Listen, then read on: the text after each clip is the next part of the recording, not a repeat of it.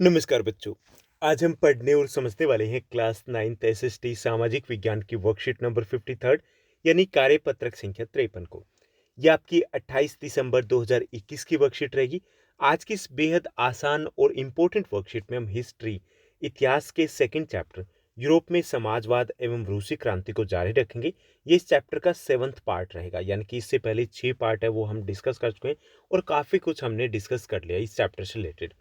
आज की इस वर्कशीट में हम बात करेंगे कि अक्टूबर रेवोल्यूशन के बाद, अक्टूबर की क्रांति के बाद रूस में क्या कुछ बदलाव आता है। ओके, सबसे बड़ा जो बदलाव आता है कि समाजवाद की तरफ रूस कदम बढ़ाता है। दूसरा जो एक बड़ी इंसिडेंट जो होता है वो है रूस में सिविल वॉर यानी कि गृह युद्ध छिड़ जाता है। तो वो सब कुछ हम इस वर्कशीट में समझेंगे। लेट्स बिगिन, चलिए शुरुआत करते हैं आज की इस वर्कशीट की। सबसे पहले बात करेंगे कि अक्टूबर जो रेवोल्यूशन थी उसके बाद क्या क्या चेंजेज आए, क्या क्या बदला। तो पहला जो बदलाव आया, यहाँ पे बैंकों और उद्योगों का राष्ट्रीयकरण कर दिया गया। ज़्यादातर जो बैंक थे, उद्योग थे, उनको नेशनलाइज्ड कर दिया गया, गवर्नमेंट ने अपने कंट्रोल में ले लिए। जैसे ये एक प्रमुख मांग थी लेनिन की, और उसके बाद लेनिन का एक प्रमुख वादा भी था कि अगर हम पावर में आते हैं तो हम ये करेंगे। तो सबसे पहले यही कदम उठाया गया कि जो बैंक थे और जो जितने भी इंडस्ट्रीज थी उनको नेशनलाइज्ड कर लिया गया, यानी कि गवर्नमेंट के कंट्रोल में इनको ले लिया गया। दूसरा, जमीन को सामाजिक संपत्ति, जो सोशल प्रॉपर्टी है वो डिक्लेयर कर दिया गया, यानी कि ये भी डायरेक्ट गवर्नमेंट के कंट्रोल में आ गई और उसको रीडिस्ट्रीब्यूट कर दिया गया, दोबारा से बंटवारा कर दिया गया। जो किसान खेती करते थे उनको दे दिया गया, जो सामंत थे या फिर जो जमींदार थे उनसे लेकर के।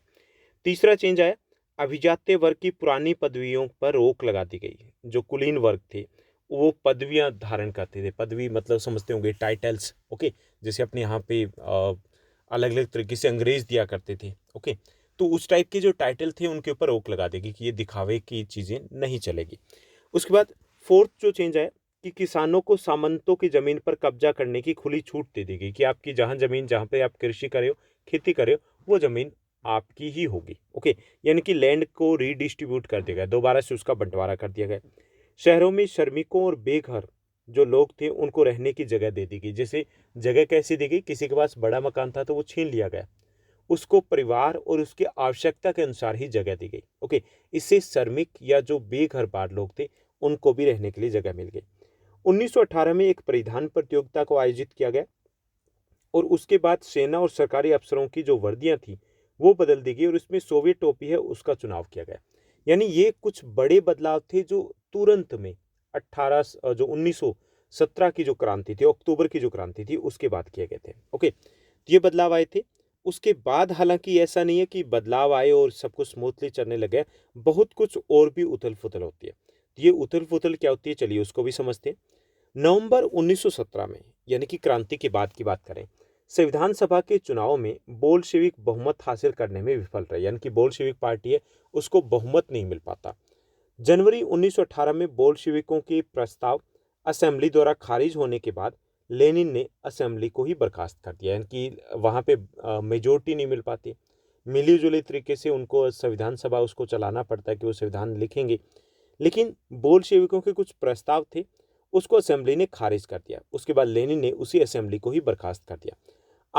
उसके बाद अखिल रूसी सोवियत कांग्रेस को देश की संसद का दर्जा दे दिया गया, यानी कि अखिल रूसी सोवियत कांग्रेस थी उसे देश की संसद का दर्जा दे दिया गया और अब रूस एक दलीय राजनीतिक व्यवस्था वाला देश बना दिया गया। ओके, इसमें केवल बोल्शेविक पार्टी ही चुनाव लड़ सकती थी और कोई पार्टी चुनाव नहीं लड़ सकती थी।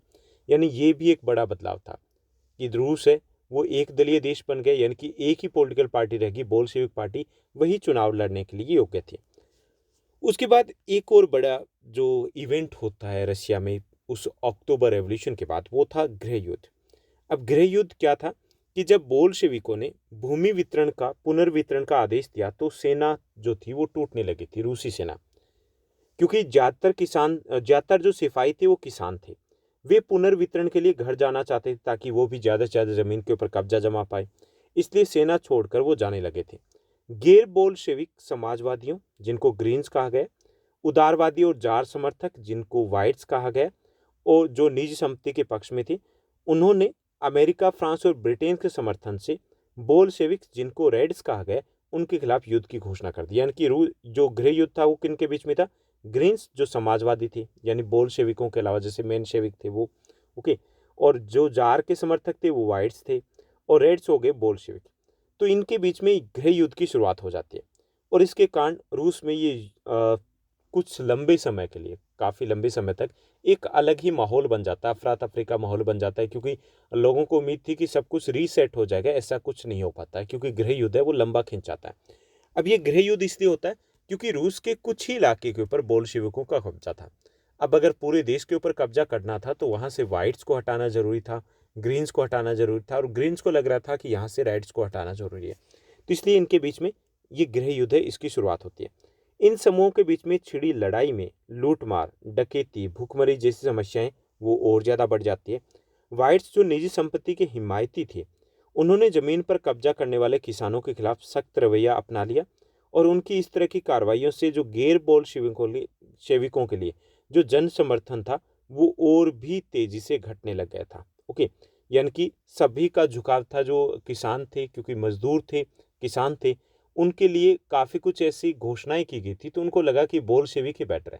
तो इसलिए वो जन समर्थन था वो बोल्शेविकों के रेड्स के साथ जाता है, तो इसलिए पलड़ा भी रेड्स का ही भारी हो जाता है।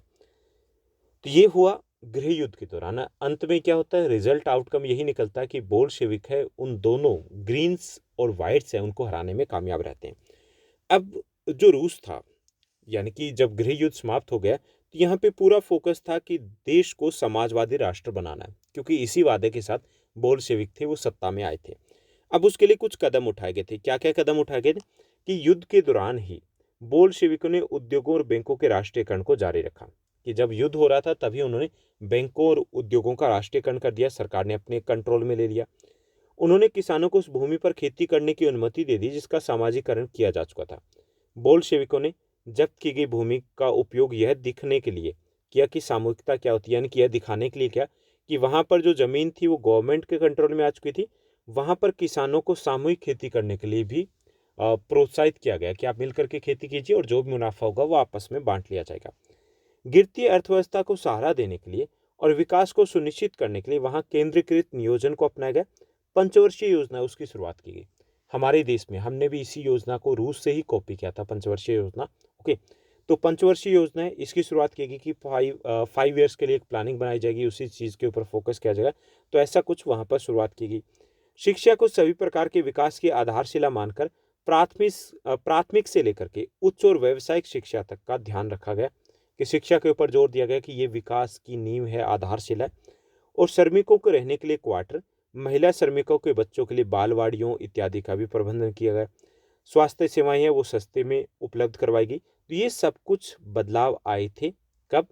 जब क्रांति हो चुकी थी, जब गृह युद्ध लगभग समाप्ति को था, उस वक्त ये बदलाव किए गए और प्रयास किया गया था कि रूस को एक समाजवादी देश है वो बना दिया जाए, ऑन पेपर ही नहीं बल्कि प्रैक्टिकली भी।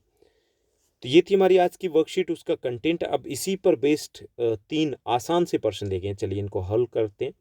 तो यहाँ पे फर्स्ट जो हमारा क्वेश्चन रहेगा कि अक्टूबर क्रांति के बाद बोल्शेविकों के द्वारा रूस में क्या क्या बदलाव लाए गए, ये हमें बताना है। ओके, तो 3 बदलाव हम यहाँ पे बताएंगे जो सबसे इंपॉर्टेंट है। बैंकों और उद्योगों का राष्ट्रीयकरण कर दिया गया, पहला बदलाव ये आया अक्टूबर क्रांति के बाद। दूसरा, भूमि का पुनः बंटवारा कर दिया गया, यानी कि जो जमीन पे खेती करते थे किसान उन्हीं को जमीन दे दी गई। तीसरा, रूस को एक दलीय देश घोषित कर दिया गया। तो ये 3 बड़े बदलाव थे वो तुरंत बाद आए थे जब अक्टूबर क्रांति होती है। उसके बाद अगला हमारा प्रश्न दिया गया, रूस के गृह युद्ध में ग्रीन्स, व्हाइट्स और रेड्स की क्या भूमिका थी। ओके, कौन थे ये हमें यहाँ पर बताना है। तो रूस के गृह युद्ध में बोल्शेविकों, जिनको रेड्स कहा गया, के खिलाफ गैर बोल्शेविकों गैर बोल्शेविक समाजवादियों जो ग्रीन्स थे और जार समर्थक जो व्हाइट्स थे उन्होंने भाग लिया था। और ये सत्ता पर कब्जे को लेकर के सारी रस्साकसी थी कि कौन कितने इलाके पे कब्जा कर पाता है। ओके, तो आपको यहाँ पे 1 मार्कर क्वेश्चन बनेगा कि आपको पता होना चाहिए कि रेड्स कौन थे, ग्रीन्स कौन थे, व्हाइट्स कौन से थे। उसके बाद थर्ड हमारा क्वेश्चन रहेगा, यहाँ पर थर्ड क्वेश्चन दिया गया कि रूसी क्रांति के पश्चात, रूसी क्रांति के बाद एक समाजवादी समाज की स्थापना के लिए रूस में बोल्शेविकों द्वारा उठाए गए कदमों की हमें व्याख्या करनी है कि कौन कौन से कदम उठाए गए थे ताकि देश को समाजवादी बनाया जा सके। तो सबसे पहला कदम, बोल्शेविक पार्टी का नाम बदल के रूसी कम्युनिस्ट पार्टी कर दिया गया। ओके, यानी कि उसको कम्युनिस्ट पार्टी डिक्लेयर कर दिया गया। दूसरा, रूस को एक दलीय देश बना दिया गया। तीसरा, ट्रेड यूनियनों को पार्टी के नियंत्रण में रखा गया। चौथा, पहली बार पंचवर्षीय योजनाएं हैं वो बनाई गई। पांचवा, अधिकतर जो बैंक और उद्योग थे उनका राष्ट्रीयकरण कर दिया गया। जमीनों का दोबारा से बंटवारा कर दिया गया। यानी कि कुछ कदम थे जो उठाए गए थे। कब उठाए गए थे? जो रूसी क्रांति हो चुकी थी उसके बाद, और देश को समाजवादी देश बनाने के लिए। ओके, तो ये थी हमारी आज की वर्कशीट जो काफ़ी आसान थी। आई होप सब कुछ आपको अच्छे से समझ में आया होगा। अगर आपको ये वीडियो, ये वर्कशीट अच्छी लगी तो इस वर्कशीट को लाइक और शेयर ज़रूर कीजिएगा। आज के लिए बस इतना ही। Thank you, bye bye, have a nice day.